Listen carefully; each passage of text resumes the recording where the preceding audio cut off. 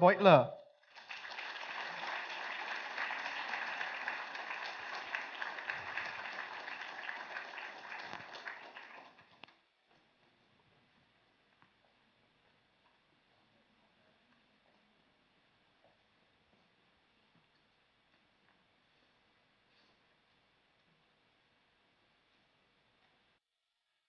A very good afternoon to our distinguished guests, ladies and gentlemen, and a warm welcome to the second public lecture of the fifth ASEAN event series of Bridges, Dialogues Towards a Culture of Peace. My name is Crispin Rodriguez from NTU, and I will be taking you through today's series of events. The Bridges series is facilitated by the International Peace Foundation through lectures, workshops, seminars, and artistic events, which have been, in general, free of charge for the public. The Bridges series has been established as an international, intercultural, and interdisciplinary platform for creative cultures of learning and continued education for all people. The program has combined theory and experience through a dialogue between science, politics, and the economy, intellect and emotion, thinking, feeling, and intuition through a dialogue between science and the arts, knowledge and wisdom through a dialogue between science and spirituality, and inner and outer results through a dialogue between education and the media to help raise the awareness of a wider public for building a culture of peace. NTU has joined to support the Bridges program to host 3 public lectures by Nobel Laureates in 2014 and 2015 as part of the ASEAN Bridges event series of the International Peace Foundation. Now, without further ado, I would like to invite Professor Ming Hua, Vice President, International Affairs, to deliver his welcome address. Prof. Please.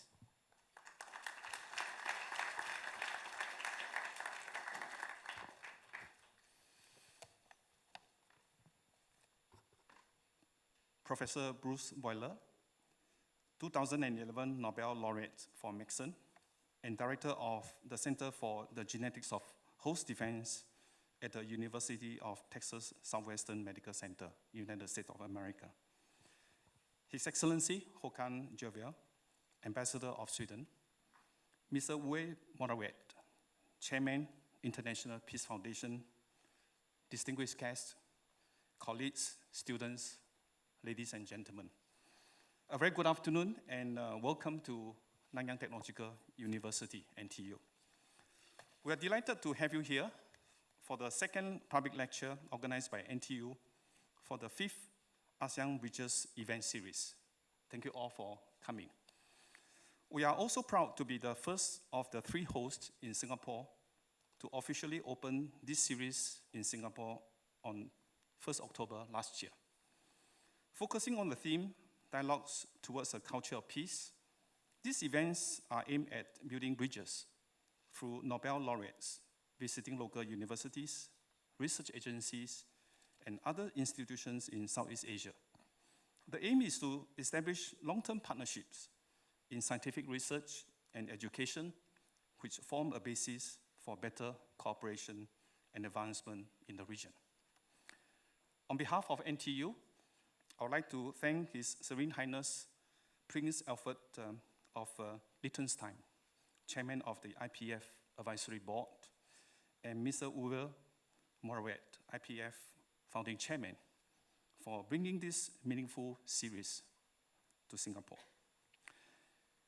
In today's public lecture, the second of the series to be held at NTU, we are deeply honored to have with us Professor Bruce Beutler, the 2011 Nobel Laureate for Medicine and Director of the Center for Genetics of Host Defense at the University of Texas Southwestern Medical Center, USA.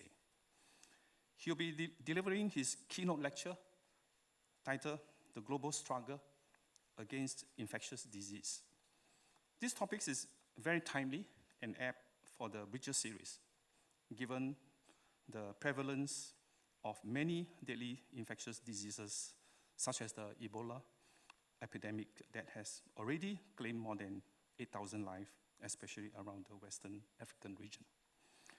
Researchers are recognizing that they might be able to stop this Ebola virus only if they understand its biology and how to control it. As the epidemic escalates, science is coming to the fore seeking answers to the most urgent scientific questions about the virus, which answer might prevent another disastrous outbreak. As the world increasingly accelerates towards a global knowledge system, it is important that youth understand the crucial role scientific research and innovation play in today's economy and their impact on the quality of life. This is especially true for a nation with limited resources like Singapore. As one of the main drivers of science and technology research in Singapore, NTU is a fast-rising young university, having made substantial contributions to Singapore's drive for research and innovation. NTU's strong focus on multidisciplinary research, especially in the areas of sustainability, future healthcare, and innovation, has gained much traction with the industry. NTU is ranked joint first in the world for industry income and innovation by Times Higher Education World University Rankings. It is our shared hope that all these technological innovations and scientific findings will be used to improve life for all of mankind. Combining NTU's core strength in engineering and business with Imperial's leading medical expertise, the Lee Kuan Yew School of Medicine, NTU's joint medical school with Imperial College, seeks to redefine medicine and transform healthcare through excellence in both medical education and research. The schools build on the strength of Imperial and NTU to mold a new generation of caring doctors and medical scientists who will drive translational and clinical research for better patient outcomes. The school's four research themes are metabolic disorders, neuroscience and mental health, infection and immunity, and dermatology and skin biology. We would like to express our appreciation to distinguished scientists, professors, educators, and students for taking the time in making this event a success. I would also like to thank the International Peace Foundation for organizing this ASEAN Bridges series, which increases the awareness on the importance of scientific research and education. Together, I believe we can establish a strong culture of research and learning through this event, which will continue to provide exciting opportunities for young and aspiring scientists throughout the world. In closing, I wish all of you an enjoyable and fruitful time this afternoon. Thank you very much. Thank you, Professor.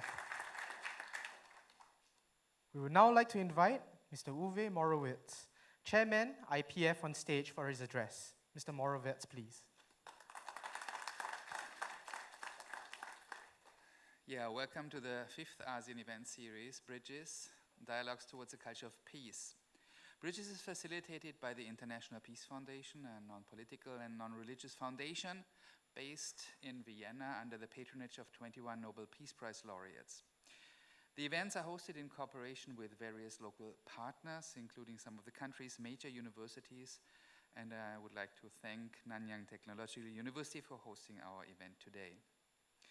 Having started in October last year, Bridges will be continuously held in Singapore until March, involving the participation of Nobel Laureates for economics, peace, physics, chemistry, and medicine.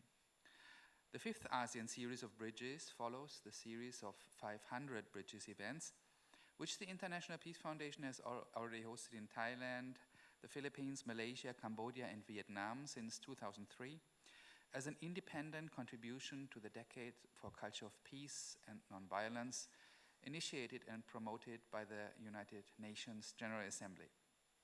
42 Nobel laureates, as well as 20 other keynote speakers and artists, including Dr. Hans Blix, Chakri Chan, the Reverend Jesse Jackson, Vanessa May, Jesse Norman, President Romano Prodi, the late Demanita Roddick, Oliver Stone, and Dr. James Wolfenson participated in these events. In Thailand, they were presided over by Her Majesty Queen Sirikit and Her Royal Highness Crown Princess Maha Chakri Sirinthorn, and reached an audience of 160,000 participants. As peace cannot be achieved instantly, but is a process which needs time, Bridges has not been organized as a single conference, but as an ongoing series of events in which Nobel laureates and international decision makers have built strong bridges with leaders in all parts of society and with the general public. With the basis for peace being education and synergies being the fruit of cooperation, the International Peace Foundation has not realized bridges alone, but has carried out the program together with UNESCO and 137 other national and international institutions, including 70 schools and universities in this region. The multidisciplinary and pluralistic approach of bridges in Thailand, the Philippines, Malaysia, Cambodia, and Vietnam, and of the events now in Singapore, reflects that peace involves all parts of society. It involves awareness and social responsibility of politicians, the business community, scientists, artists, and the media. And its peace within ourselves, our families, and our environment starts in our minds and hearts. It involves every one of us. In this sense, bridges challenges us to cross borders and to build bridges by listening and opening up to other viewpoints, by generating new thoughts, by developing innovative forms of cooperation, and by fulfilling the desire of everyone to get to know and to learn from each other. This can lead us to a world in which we will be able to understand the complexities and each other in a new light. Because the globalized world needs broad strategies for change to secure a sustainable future for us and the next generations. So therefore, let us be inspired by the knowledge and the wisdom that Bridges continues to offer, an opportunity to get a more inclusive, interconnected, and comprehensive view of ourselves and the world in which we live in, and which we are able to create anew constantly through dialogues towards a culture of peace which needs the participation of everyone. I thank the 2011 Nobel Laureate for Medicine, Professor Bruce Beutler, who has kindly agreed to come to Singapore to support the events, and we look forward to his speech and to his important contribution to build bridges. Thank you very much. Thank you, Mr. Morawetz. We would now like to invite the chair of this afternoon's public lecture and Dean of the Lee Kong Chian School of Medicine, NTU, Professor James Best, to introduce our speaker, the 2011 Nobel Laureate for Medicine and Director of the Center for Genetics of Host Defense at the University of Texas Southwestern Medical Center, USA, Professor Bruce Beutler. Professor James Best, please. Thank you. Good afternoon, everyone. I'm honored to introduce our keynote speaker, Professor Bruce Beutler, 2011 Nobel Laureate for Medicine. Professor Beutler, we're delighted to have you here in Singapore and at Nanyang Technological University. In introducing our speaker, I want to start with his childhood in Arcadia, California, a small city in Los Angeles County. His father was a scientist and a physician, and his mother a technical writer. From a young age, Bruce Beutler was interested in nature and biology. By the age of 14, he could purify proteins and characterize enzymes, skills he learnt in his father's laboratory at the City of Hope Medical Center. With this head start, he graduated from the University of California, San Diego, with a degree in biology at the age of 18. He then studied medicine at the University of Chicago, graduating in 1981. Over the next 30 years, he held appointments at Rockefeller University in New York and the Scripps Institute in La Jolla, the latter for over 10 years. But it was at the University of Texas Southwestern Medical Center in Dallas that he has spent the most time in his stellar career. He did his internship and residency there, and later spent 14 years there as an investigator at the Howard Hughes Medical Institute and professor in the Department of Medicine. In 2011, he returned to UT Southwestern for the third time. Professor Beutler's Nobel Prize-winning research has unravelled the links between infection, immunity, and inflammation, and has provided insights into the cause of inflammatory autoimmune diseases. His discoveries have revealed how cells detect infection and how the innate immune response is activated by infection. He discovered and characterized the properties of tumor necrosis factor, TNF, a protein that has a key regulatory role in the inflammatory and immune responses. Using recombinant DNA technology, he created molecules that can inhibit TNF and reduce inflammation. One of these inhibitors, etanercept, became widely used to treat chronic inflammatory diseases such as rheumatoid arthritis, ankylosing spondylitis, and psoriasis. More recently, another major research achievement has been the discovery of the receptor molecule for lipopolysaccharide or endotoxin, which plays a key role in the genesis of septic shock. Trained as a biologist, a physician, and a researcher, Professor Bruce Beutler has made pivotal discoveries in the fields of infection, immunity, and inflammation.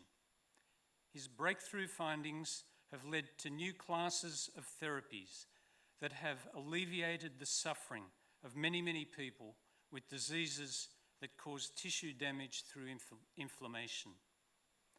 Please welcome Professor Beutler to address us on the topic, the global struggle against infectious disease.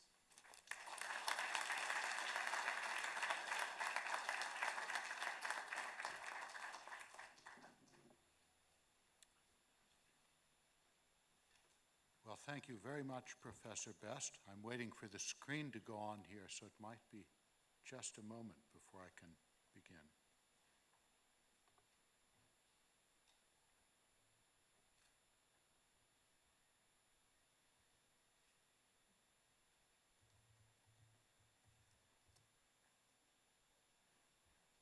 Very good. It's really a pleasure to be here, and I want to thank the International Peace Foundation and Uwe Morawetz personally for inviting me. I've had a wonderful time, both here and in Bangkok. I've been now for the third time in Singapore, and I love this country. It's really a wonderful place to live, and it has an energy about it and a scientific infrastructure that's enviable. And I would like to talk to all of you today about some of the work that Professor Best alluded to. And I want to go further and tell you just what we're doing today. It's a story of genetics and a story of immunology, and it bears on the title that I've given, the global struggle against infectious disease, in the sense that this really is a global problem, has to be attacked at many different levels. At a basic level, a fundamental level of understanding how the immune system works, which is where we concentrated our efforts. Also at the level of public health, education, the development of antibiotics. And I want to give you a feeling for the magnitude of the problem. Those of you who don't know about infection and what it's done to our species over the years should know, and should know why we were so motivated to work on what we did. The numbers tell the story. We could look at simple actuarial statistics over time, and it might not surprise any of you to know, if you focus on the red line here, which is median lifespan, that in the United Kingdom in the year 2000, the median lifespan was something like 80 years. Yet in that very same year, in the country of Mozambique, the median lifespan was about 39 years. So it matters very much when and where you live, just how long you're going to live. This is something that we can certainly understand, and you note the early drop-off in the curve that has much to do with infectious disease. what really shocked me when I first saw these statistics was that if one went back to Victorian England, to the city of Liverpool, in the year 1860, when good statistics were kept, median survival was only 10 years. The situation was much worse than in Mozambique.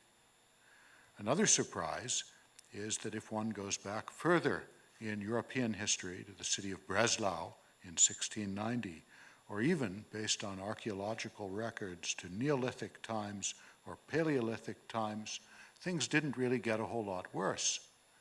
The Victorians, despite the fact that they ruled the waves, governed much of the planet, still couldn't keep their children alive in many instances past 10 years of age. And by and large, they died of infection.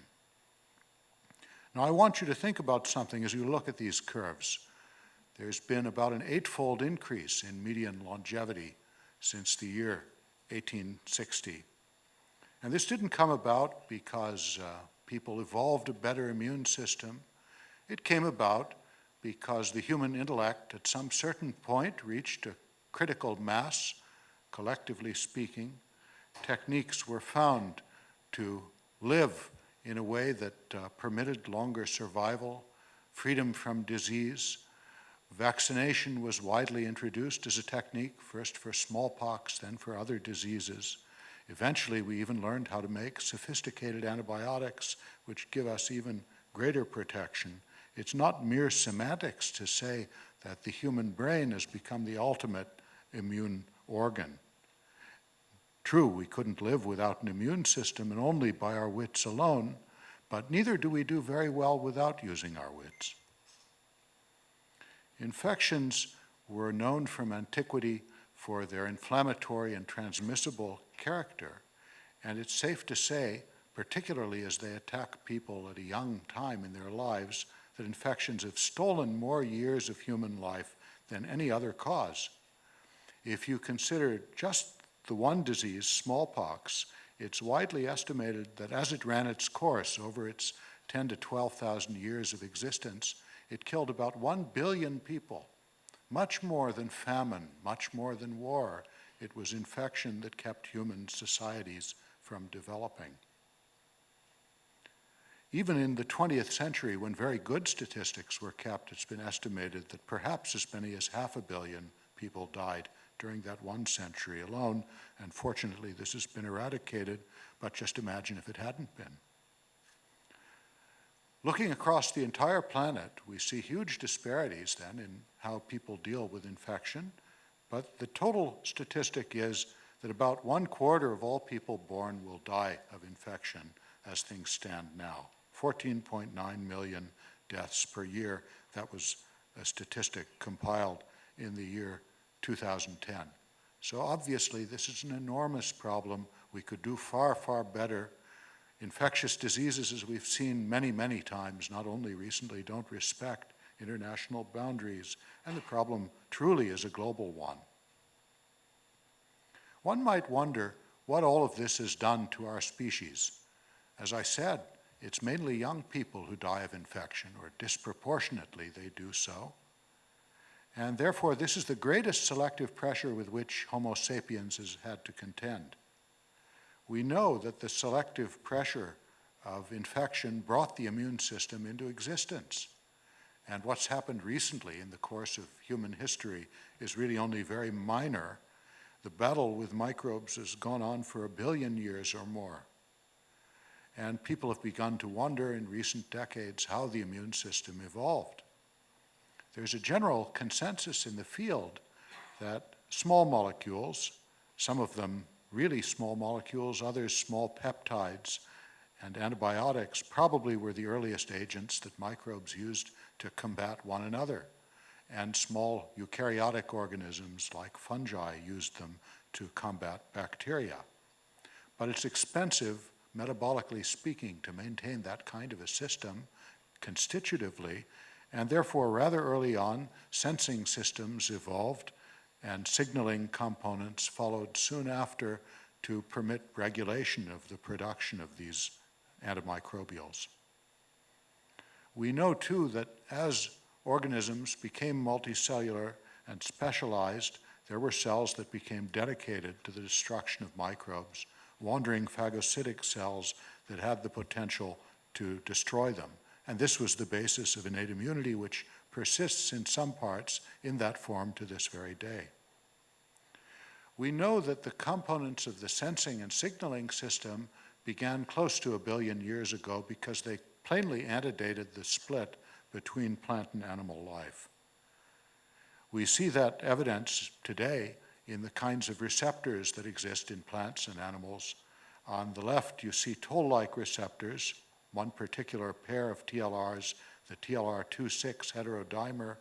These are molecules with leucine-rich repeat ectodomains, and in plants we have very similar types of receptors, also transmembrane spanning proteins, but they have a very different cytoplasmic domain, a kinase domain, which, however, is mirrored in animals by the kinase IRAK4, part of the signaling apparatus for toll-like receptors. TLRs use a tear domain to signal, as it's called, for toll IL-1 resistance motif, and that's seen in plant resistance proteins like this example shown here, which also has a leucine-rich repeat domain, also a nucleotide binding domain. And I could go on, but I won't belabor these points here now. I'll just say that this system was very ancient. Animals are thought to have developed from dinoflagellates, small motile unicellular organisms, and they split from plants. No one really knows, but perhaps 1 billion years ago. There isn't much of a fossil record at that stage. As time progressed, the animals ramified extensively and had their most prolific ramification during the so-called Cambrian explosion, which occurred between 500 and 550 million years ago. I think every evolutionary biologist would love to have been alive at that time because fantastic sights could be seen. There were said to be shallow, oxygen-rich seas with relatively warm water at that time, and creatures developed having structures that were never witnessed before. There were eyes that developed, there were limbs, there were teeth, a segmental body plan, a gastrointestinal tract. In short, the precursors or the actual embodiment of all the structures we see in all modern organisms. Out of the Cambrian explosion came the species with which we're familiar today. It's very interesting to me for some reason that in terms of plant development, monocots and dicots just arose practically yesterday, only a few tens of millions of years ago, even though we take flowering plants for granted today. But vertebrate evolution was comparatively ancient, extending back to 450 million years ago or so. And we have today two great divisions of vertebrates, the jawed vertebrates and the jawless vertebrates, and they're significant because they tell us something about how the adaptive immune system evolved. During Cambrian times, a new cell was born, or so we believe, and this cell was the lymphocyte. It has a large nucleus with smeared chromatin and very little cytoplasm, and the lymphocyte is the basis of adaptive immunity in all these species and in only these species, only in vertebrates, nowhere else is it found. Lymphocytes are made in jawless vertebrates in an organ called the typhlosole. They're made in the thymus and bone marrow in mammals. They're made in the bursa fabricius in birds. And vertebrates are special in that they developed a unique way to make an almost infinite array of receptors for microbes in the form of adaptive immunity. We know that the lymphocytes that developed before vertebrate evolution already existed in B-cell-like and T-cell-like forms. We know that then something rather remarkable happened. There was a horizontal introduction of genes called recombinase genes that allowed the genomic DNA in these cells to undergo rearrangements to create a huge variety of receptors.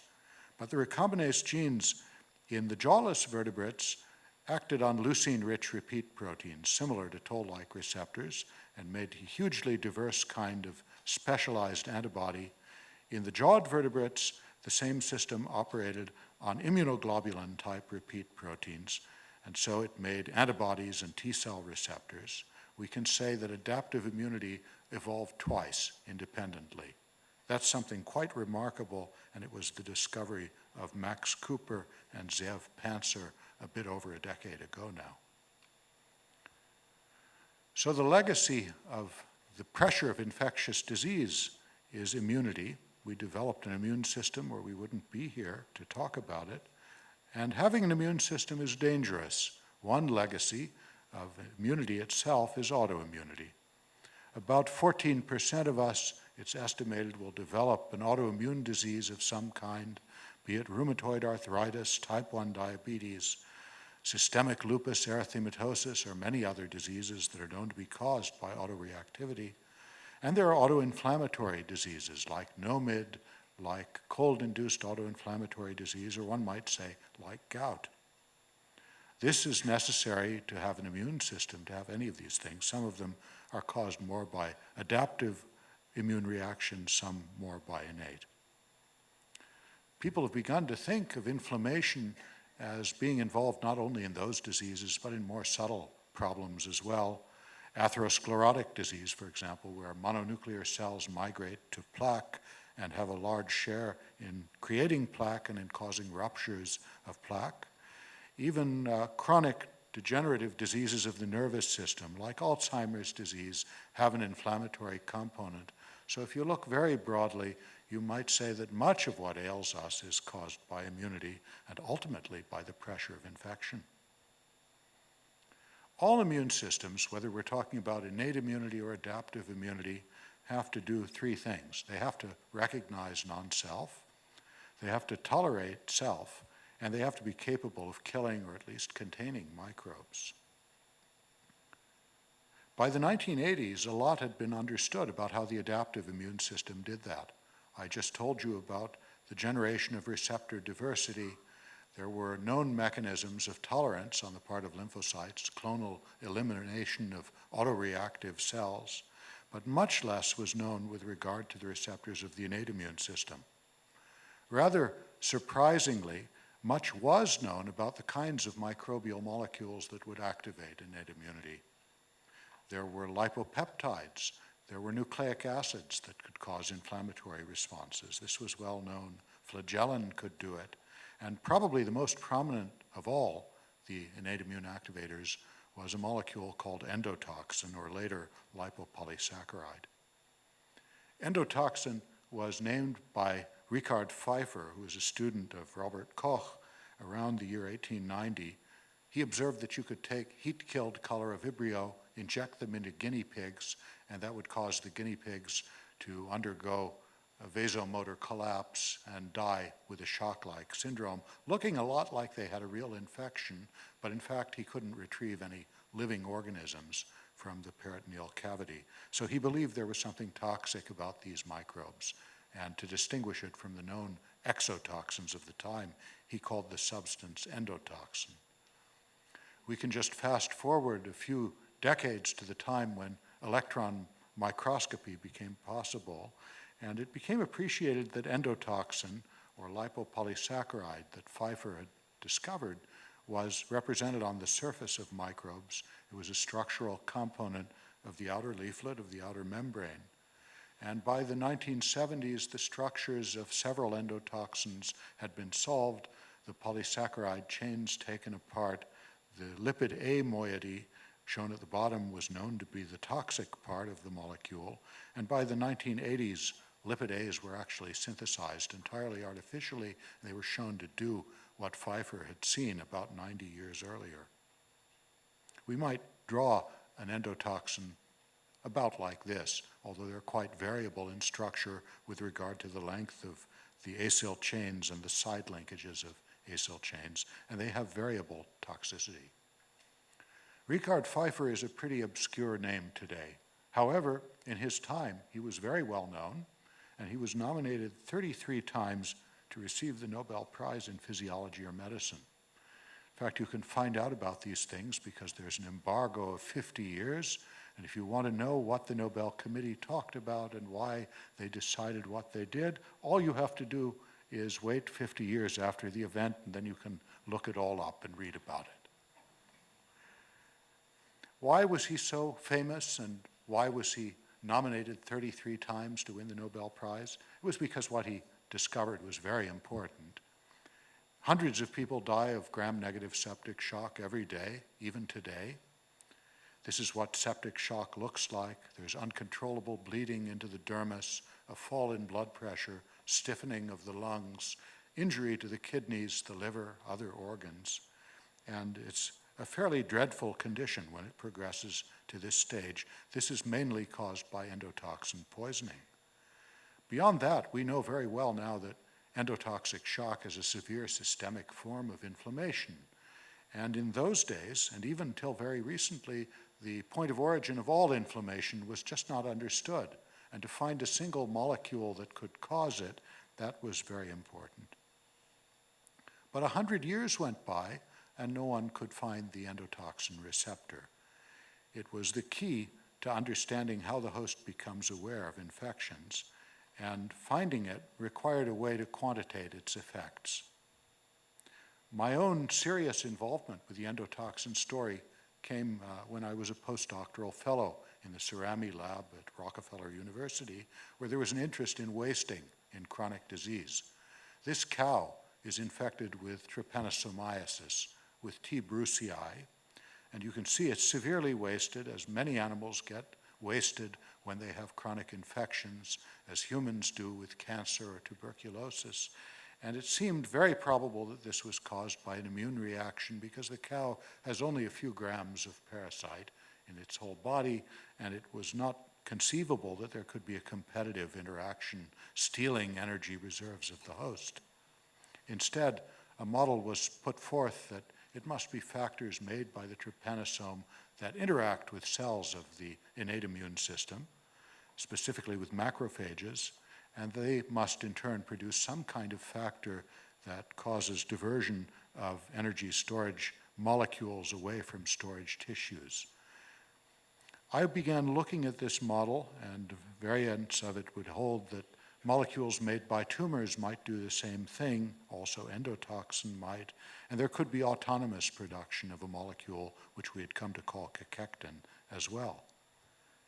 As I looked at it closely, it seemed to me that nothing worked so well to produce cachectin activity as endotoxin, and I set up an assay to produce and measure cachectin using endotoxin to activate immortalized mouse macrophages, RAW264.7 cells. I used the medium from those cells, put it onto adipocytes, and measured the decrease in lipoprotein lipase, which allowed the fat cells to take up and store lipid.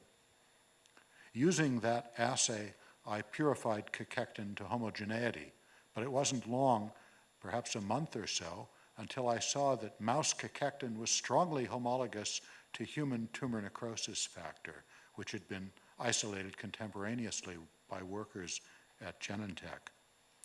Now, TNF had a very different story.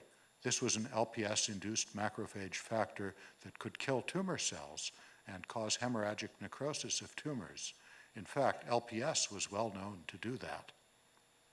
And it struck me that this was just amazing that this one factor made by macrophages had two such different activities, and I began to wonder, could this molecule mediate all of the effects of LPS, including the lethal effect of LPS? When I administered cachectin in doses of about 20 micrograms or more to mice by an intravenous route, I saw that the mice would collapse with shock and would die, where animals that received heat-denatured material would survive perfectly well. More convincing still was the fact that one could make an antibody against TNF, as I did in rabbits, affinity purify it, make even FAB prime fragments. This was all in the pre-knockout age, you have to understand, and administer that to mice before challenging them with LPS. Then they were substantially protected against the lethal effect. The dose lethality curve was shifted to the right.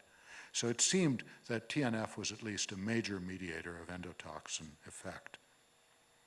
So now we had moved beyond the early studies I haven't really talked about, where people found that putrefied organic material was toxic, to the work of Pfeiffer, who had found that bacteria were toxic, to the idea that LPS was toxic, and even beyond that, to a single protein elicited by LPS that mediated shock. This was something that could be measured as an ideal endpoint in studying the endotoxin response. By the year 1990, Wright and Ulevich had found a protein called CD14 that was clearly important in responding to endotoxin because antibodies against it would substantially block the LPS response of macrophages. This was a protein with leucine-rich repeat domains, but no means of signaling into the cell that was obvious because there was no cytoplasmic domain. This was a GPI-anchored protein. It was believed that a second molecule, a co-receptor, must transduce the LPS signal across the membrane to elicit a response, and the nature of that receptor was completely unknown. It was suspected that NF-kappa B activation was critical for getting a response where TNF was concerned because there were NF-kappa B motifs in the TNF promoter region, and if you destroyed these, at least in vitro, that would prevent a transcriptional response. When TNF was transcribed under NF-kappa B's influence, the RNA was locked in an untranslatable form. Today we would say it was sequestered in P bodies, probably, and a second signal was needed to release it and to get translation, then processing, then secretion of TNF, and all that TNF could do. I looked at this model and I thought, clearly the critical question is, what's the LPS receptor? What's this valuable co-receptor? It might teach us about how we detect all microbes if only we could find it. Because it was already known, as I'll show you in just a moment, that sensing LPS was essential to survive a gram-negative infection. The answer to the question lay in two strains of mice that were peculiar in that they wouldn't respond to LPS at any dose. The existence of these mice indicated that LPS was sensed in a specific way. It wasn't simply an ionophore, as some had said in earlier decades. And all the effects of LPS were dependent on a single specific protein. But how to find that protein was the trick. The first of these two strains was called C3h Hej mice, and they look like this. This mouse was, in fact, challenged with a huge dose of LPS, and it looks just fine, as you can see. They were found in 1965 to be resistant to LPS. But interestingly, by 1980, they'd been shown to be highly susceptible to Salmonella typhimurium. You could give them as little as 2 organisms injected intraperitoneally, and they would succumb to overwhelming sepsis, indicating that detecting endotoxin is critical for surviving a gram-negative infection. We found that they failed to make a cytokine response ex vivo to LPS, and only to LPS. You could activate them with other microbial products. The mutation in 1978 was mapped to a position between 2 classical loci in the mouse called MUP1 and polysyndactyly, but the location of these loci themselves on the chromosome weren't really known. In that same year, the second strain, called C57 Black 10 SCCR, was identified, and these mice were just the same phenotypically as C3h Hej, but if you crossed the 2 of them together, you found that their offspring were totally resistant, indicating that the same gene had been struck by a second allele. Now, what is the problem in finding such a mutation? The problem is that there are 2.7 billion base pairs of DNA in the mouse genome, in a haploid genome. And the DNA is in tightly wound chromatin that surrounds nucleosomes, and you see that there is a double helix, and one is after something that has to be magnified and magnified until finally you're able to detect just what's different about the mouse. It could be, of course, that a single base pair difference would make LPS resistance, and indeed that's how it turned out to be. The trick then is to narrow down the location of the gene as much as you can, proceeding just by phenotype alone, and then to clone all of the DNA across that region, called the critical region, to search it for genes, because in those days it was all terra incognita, and that's what we began to do. From the year 1993 we started, and soon we had assembled a contig of large chunks of DNA, and we began to break them up with ultrasound, sequence them, and blast them against databases to look for genes. For 3 years, we found only pseudogenes in the region, which was a great disappointment. And by the year 1998, in the summer, we reckoned that we had covered about 90% of the critical region. These were nerve-wracking times, and we wondered if we had made a mistake, whether the gene might be outside the critical region, but by that time it was certainly too late to turn back, and we kept sequencing relentlessly. We were quite addicted to the process by that time. And one night, as I was going over the day's blast results, I saw a powerful match with a new gene called Toll-like receptor 4, an orphan receptor that we had never heard of to that time. Then I saw another match within a few minutes, and I knew that this had to be real. It was from another part of the gene.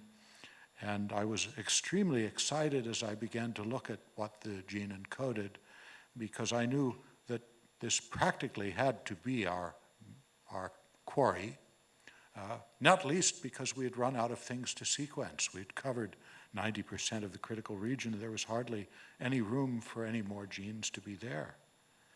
But the exciting things about the structure of the protein were, first of all, it had a leucine-rich ectodomain, like CD14, and one might make the story that LPS could be transferred from one to the other by proximity.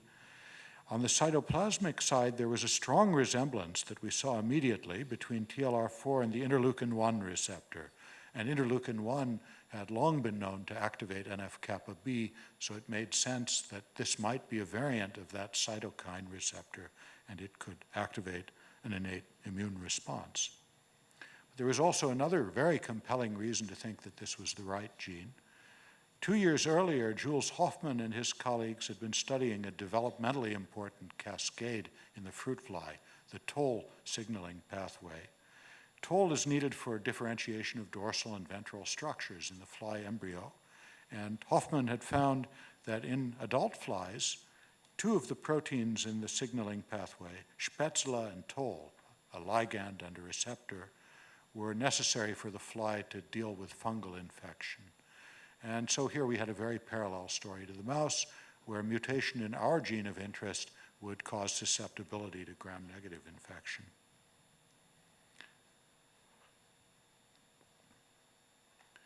I won't go through all of the sequencing that we did, but we dropped everything and began looking for a mutation and found that in both strains there were mutations. In the HEJ strain, a single nucleotide was changed. In the C57 Black 10 SCCR strain, the entire gene was deleted by a 74 kb mutation. Now that was a magical moment for me. Certainly it was the most exciting moment of my whole scientific career, because we knew we had solved a question that had been out there for 100 years. We also deduced in the next weeks that there was probably direct interaction between LPS and TLR4, not the case in the fruit fly, where a protein ligand binds to the receptor.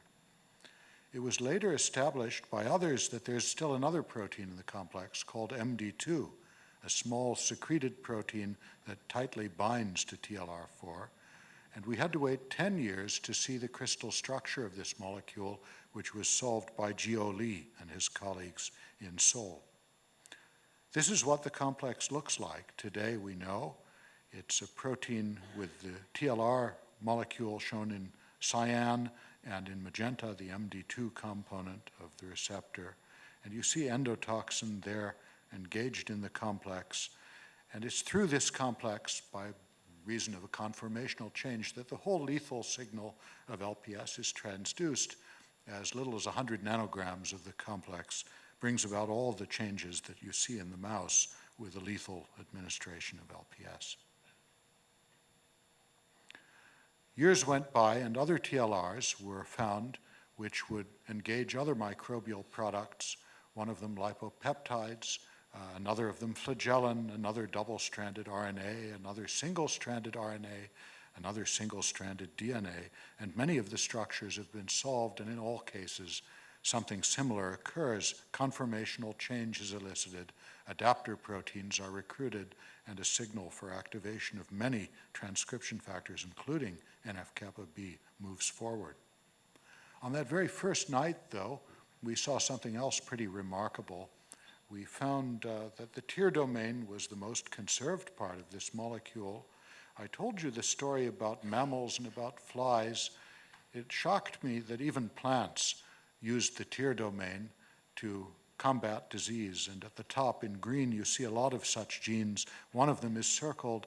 That one, when knocked out in the flax plant, creates susceptibility to a fungal rust called Melampsora leani. Now, this wasn't the end of the story of innate immunity. There were now other pathways to be discovered. The NOD-like receptors, C-type lectin receptors, RIG-I-like helicases, and the C-gas system all have important roles to play. None of them is quite as ancient as the toll-like receptors or quite as universal. This project took 5 years, and when it was over, when we found the LPS mutation, we had a glass of champagne from this very bottle, which I kept ever after and which I photographed to show you today, so you'll believe me. But we were already thinking about what we could do next. I had to say I was very much in love with the genetic approach by that time. It's something quite ethereal that you start with a phenotype and you track the phenotype to something physical like a mutation where as little as one nucleotide can be changed. We looked around, though, and we found that there weren't very many classical mutations that hadn't been spoken for. The LPS mutation certainly was the most difficult ever conquered in the mouse because of the huge size of the critical region. To make new phenotypes, we had to do it ourselves. We had to go with a mutagenized mice and screen them for phenovariants, then solve the phenotypes that we had created. And when I moved to Scripps in 2000, I began to do just that. I had confidence that positional cloning would get a lot easier, and it did, but each advance led to a new bottleneck. In the year 2002, the mouse genome sequence was published in an annotated form, and after that, you never had to build a contig again. You didn't have to go searching through backs for genes or do any of the sequencing work. You simply would define your critical region, go to the web, look up all the candidate genes, and there you were. You knew where your mutation had to be in one of them. We developed an automated system of Sanger sequencing to deal with critical regions. A robot would amplify exons throughout the critical region, one after another, and a capillary sequencer would deal with the sequencing, and we wrote software to search for mutations, but this was very slow and very expensive. In 2009, a better method came along. Massively parallel sequencing technologies had begun to come online, and if we had a recessive mutation, and we were sure it was recessive, we could take one mouse that was clearly affected, we could sequence its whole genome lightly, and very often, usually in fact, we'd be able to find the mutation, but mapping was still required. Whole exome sequencing made this even much better in 2011. It cost about 1/50th as much, and one could look for mutations in the heterozygous state as well.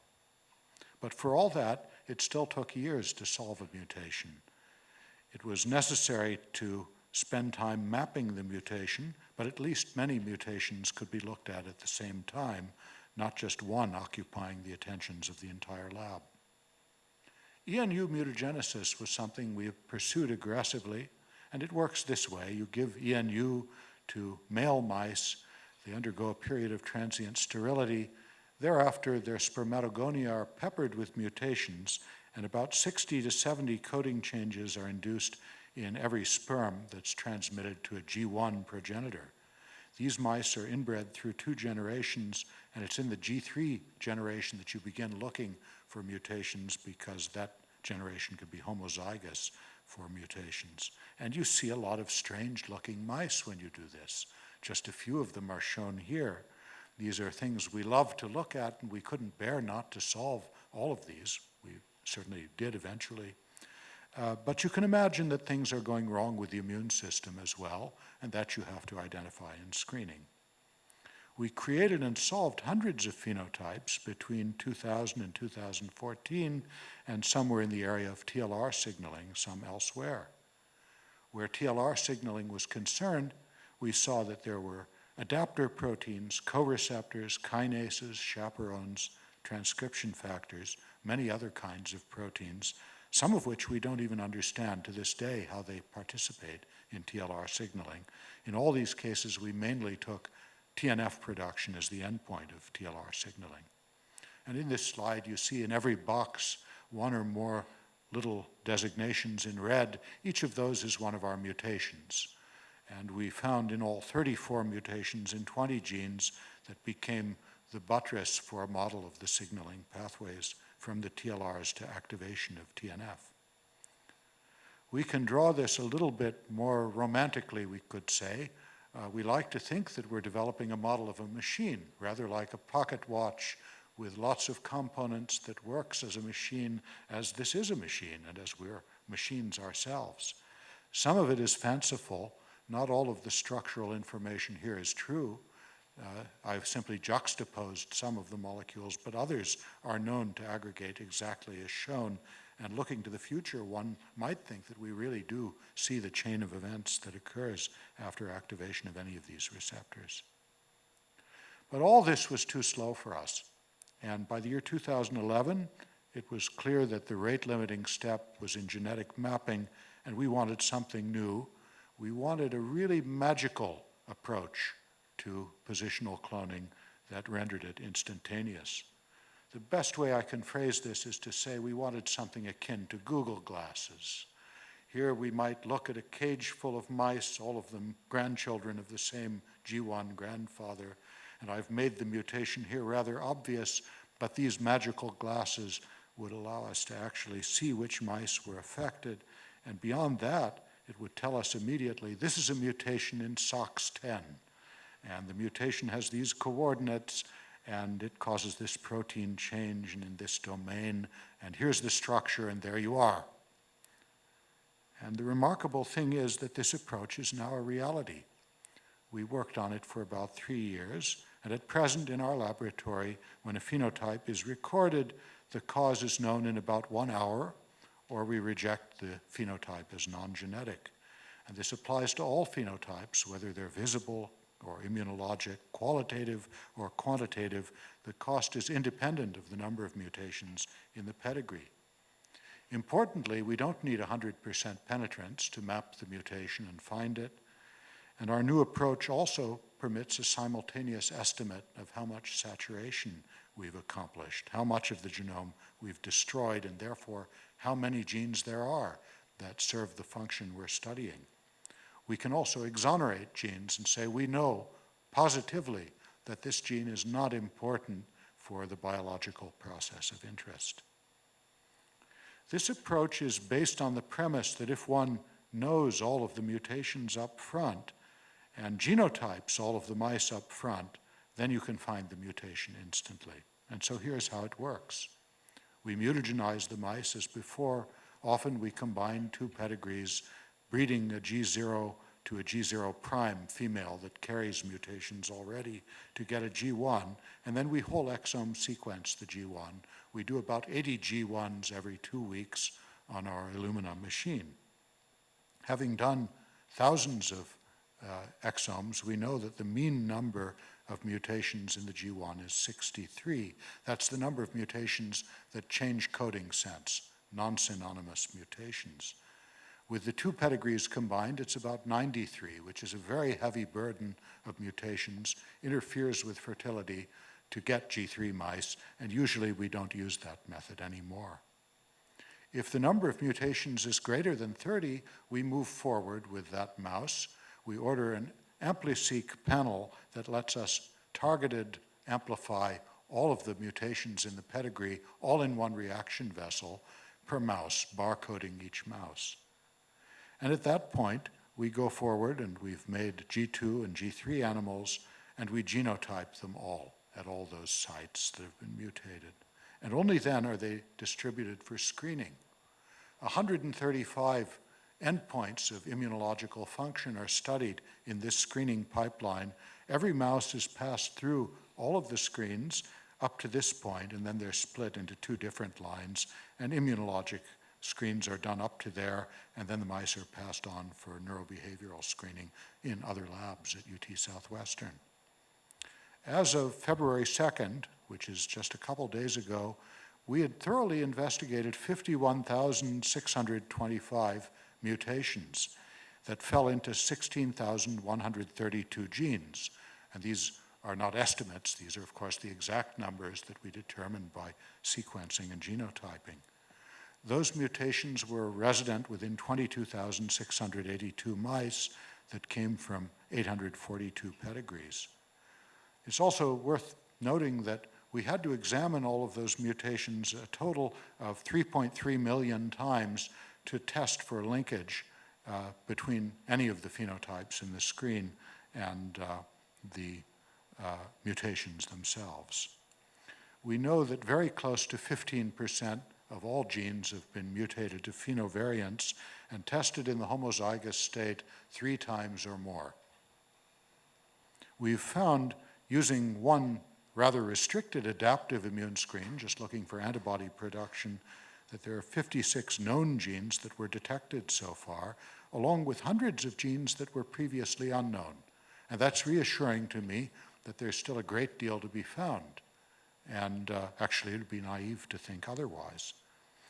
It's also very clear now, demonstrably clear, that a large part of our genome is dedicated to immune defense, may have multi-purposes in many cases, moonlighting functions, but a lot of it is dedicated to immune defense. So how does it work in practice? Every day, throughout the day, the computer is analyzing linkage between phenotypes and the mutations in pedigrees of mice, and it shows us a display of genes, which are listed here on the left column. And I'll just direct your attention to these 3 columns over here. These are p-values associating linkage between different genes and phenotypes. And if we click on one of them, it brings us immediately to a Manhattan plot. So there's no mapping involved. It's all done for you. And we see here that there's strong linkage in a certain pedigree to CD44 expression in CD8 cells, and we needn't worry about what that is. But if we mouse over the point, we find that this is a mutation in a gene called SNRNP40, a component of the U5 spliceosome.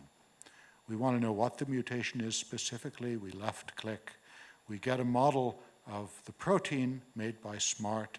It has a number of domains in it, and we see that one is eliminated by the mutation. We can look at the gene model, and we see that the mutation is just upstream of exon 5, and it's predicted that that's eliminated by the mutation. If we want to look at the phenotypic performance of that mutation, we see that in homozygotes, there is upregulation of CD44 compared to heterozygotes or reference allele at that position.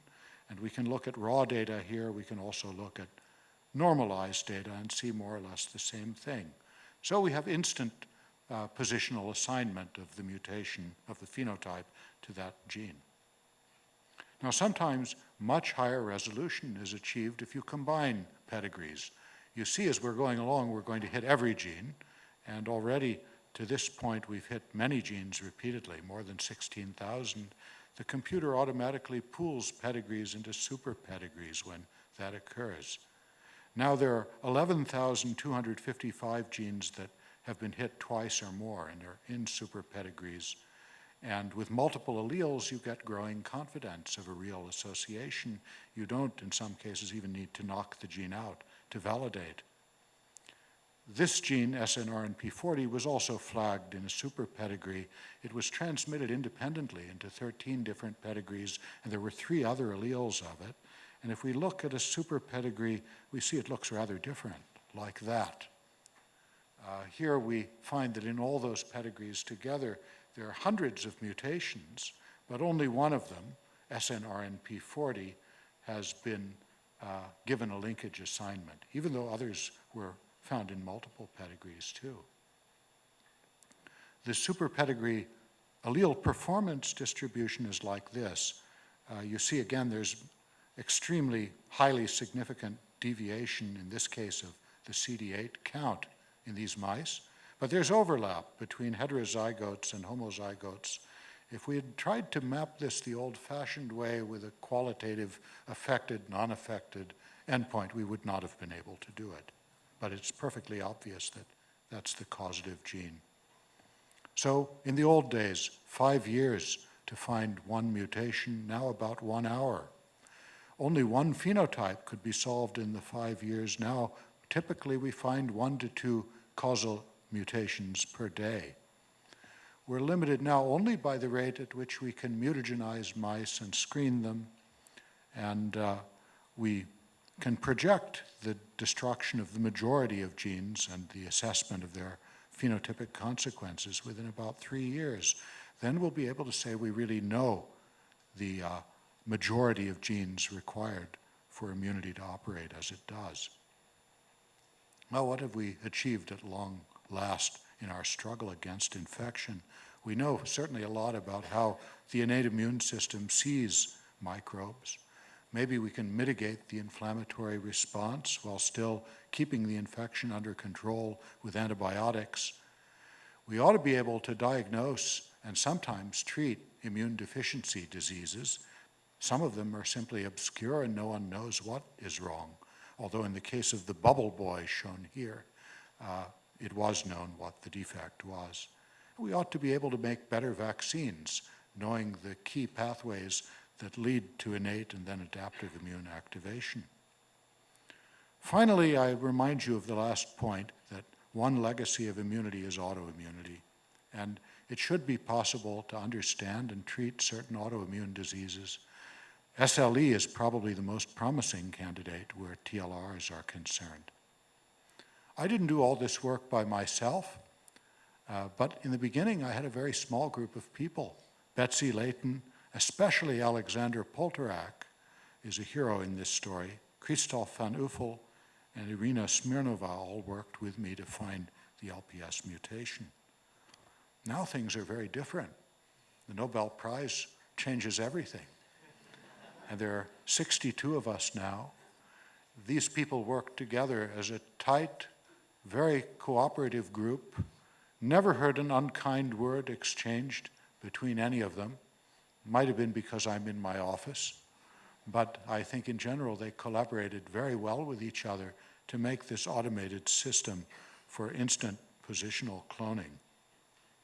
And with that, I'd be very happy to answer any questions you have about the early work or immunity or about this new method of instant gene finding.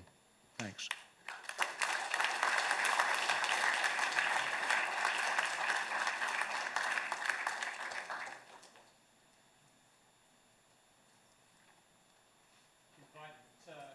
Questions or comments following Professor Beutler's wonderful talk. I think while you drew predominantly on medicine and science, it was wonderful to give us a historical perspective, invoking phylogeny, evolution, and even philosophy. It was beautifully composed. So, question, thanks.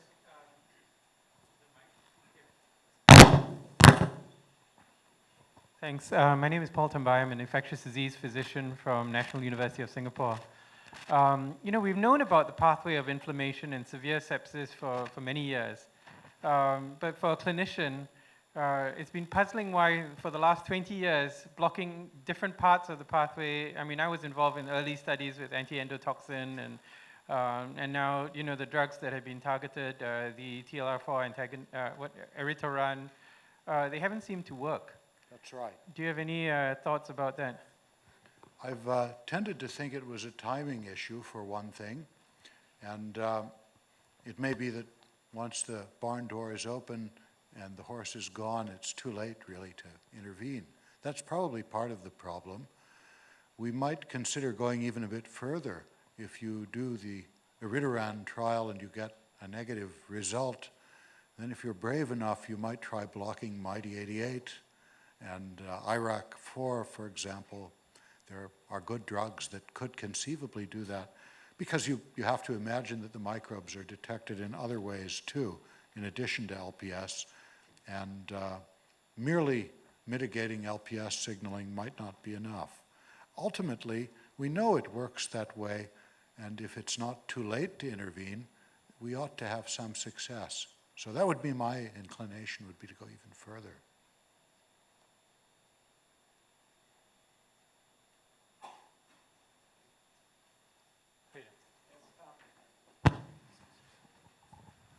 I have a quick question. All this work has been done in the mouse. Now, if we now extrapolate this to the human system, how much of it can we take sort of at face value, sort of as a one-to-one translation, and how much variation does there actually exist that we might need to be concerned about? Well, my general answer is that the conservation of the genomes is such that 80% of mouse genes have a human ortholog and vice versa, 98% at least a human homolog and vice versa. And over again we see similarity, but there are exceptions. And there are some cases where there is no human ortholog and things are going to be a little bit different. There's also, for example, if we look at the TLR4 story, the fact that mice in general are more resistant to LPS than anthropoid apes or humans. It's something that varies a great deal among mammalian species. So my optimistic reply would be usually there is a direct solution that comes from the genetic observation. Even if not a direct one, usually the principle is conserved at least. And I could cite from the things I showed very quickly many of the molecules that really are important in humans. UNC93B mutation causes cytomegalovirus susceptibility in mice, and it causes herpes simplex susceptibility in humans. And IRAK4 MyD88 deficiency, they cause about the same level of immunocompromise in both species. So this is a pretty well conserved area.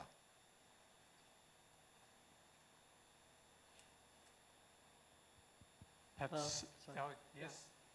Sorry, Professor. In terms of fighting infectious disease, you all are looking from like an immune system standpoint, but is it also possible to use like exosomes to prevent intercellular communication? So in the sense that rather than seeing how the cell actually finds out these harmful agents, instead use exosomes to prevent communication of one infectious cell to another? To use exosomes? Or is more to prevent exosomes from producing that so-called cell communication? I see. Well, one can block intercellular communication in quite a few ways. One can do it with antibodies. One can do it, I guess, by inhibiting gap junctions. One can prevent transmission of microbes from one cell to another by blocking phenomena like rocketing that Listeria use. And so there are ways to interrupt intercellular communication, and maybe some of them would be therapeutically applicable. Thank you for this wonderful lecture. I maybe was a bit misled by the title because you talked about the global struggle against infectious disease. So my question will be towards this title. Because I see this recent anti-vaccination social phenomenon going on. So I just wanted to ask you to comment on like what your views are, and like are you actually afraid of that this might start shifting the population densities to like lower age? And actually one of the big concerns of those people are, let's say, adjuvants and how they might make our immune system a lot more like autoimmune prone. So could you comment on the social aspect as well as on the effects of immunization on the autoimmune diseases? Thank you. Well, the social aspect is nothing new, and it's part of the kind of reaction one has to a lot of technologies. It's really unfortunate that it costs lives, and it could be catastrophic at some point if enough people, I suppose, go along with it. I think the only way to deal with it is to try to educate people and to fight the phenomenon with facts as best one can. There is no credible link between vaccination and autism, for example. You know, it's nothing new with vaccines either. In the 18th and 19th centuries, there was an anti-vaccine society that opposed what Jenner had done, and that circulated cartoons of cows and parts of cows growing out of people's faces and eyes and mouths. And it's hard to deal with superstition. You'd like to think that now in the 21st century, we'd be quite beyond that and we'd be rationalistic in our approach, but obviously we're not in a whole lot of different ways. So it is part of our task to try to make people understand the benefits. And beyond that, one can argue that if one isn't immunized, of course, it places others at risk. Now, you wanted to know something about the biological question of whether adjuvants cause autoimmunity, and I certainly don't know that to be true, and I don't know that it's been shown to be true in any circumstance. There aren't many adjuvants licensed for use. One of them is a monophosphoryllipid A, which works by way of toll-like receptor 4, and the other is alum. And neither one is really probably the best adjuvant that one could ever have, but they are known to be rather safe.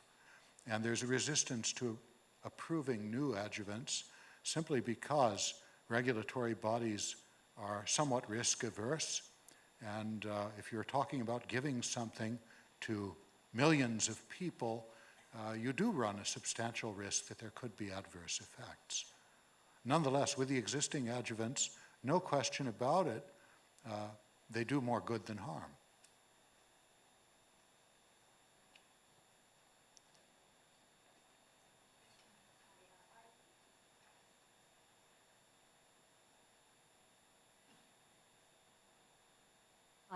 I'm curious about all the mice strains that you have generated that's been mutated. Have you noticed any strains with phenotypes that's similar to human autoimmune diseases, or a certain aspect of it? And is it worth pursuing those particular mice strains, perhaps like combining their phenotypes through breeding to sort of create a model for human autoimmune diseases? Yes, it's a very good question, and it is something we're really doing. Okay. We have seen mice with inflammatory diseases, and beneath that level, where we see and find the causative genes that really cause autoimmunity, we have to realize that a lot of human disease, including a lot of autoimmunity, is probably non-Mendelian. It's complex disease. So one can take phenotypes where there is an elevated CD44, and I showed you an example of that.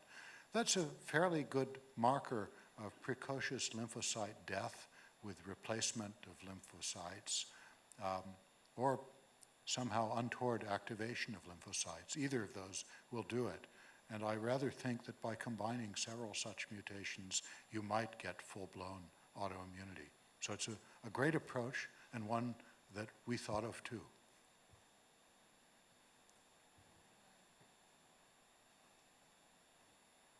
Just wondering about, it's just a fantastic system that you've developed for the automated system of positional cloning. First question, I guess, would be how, I know that this is ongoing work, how many of these mutations are you finding are actually immune-related? What is the percentage of those? And yeah. And well, most of them are, because that's what we screen for. Okay. So that's all we can say. We also do, if we see any visible phenotype, we'll try to find the cause, and usually that's a SNP. Okay. And we do have those two neurobehavioral screens, and they're not done in our lab. They're done by Xinghua Liu and by Joe Takahashi at Southwestern. They're finding nice things too. Okay. And then is your system publicly available? Yes. All of our mutations, if anyone wants to have them, they can have them. We list them on mutagenetics. I'll just tell you the website. It's mutagenetics with an X at the end, .utsouthwestern.edu. And you go to incidental mutations and search for your favorite gene, and you'll find all the alleles we've created. And we've hit more than 90% of genes, not with the automated screening, but before, and we archive them as frozen sperm, and you're very welcome to them. I had a question also about this amazing automated approach using the huge advances in technology over the last 10 years. And my question is that going to be as intellectually satisfying as the eureka moment you described when you realized that the Lps receptor was the site to of lipopolysaccharide action? I have to say it might not be. When you find something instantly and you haven't worked for it, it's not quite the same.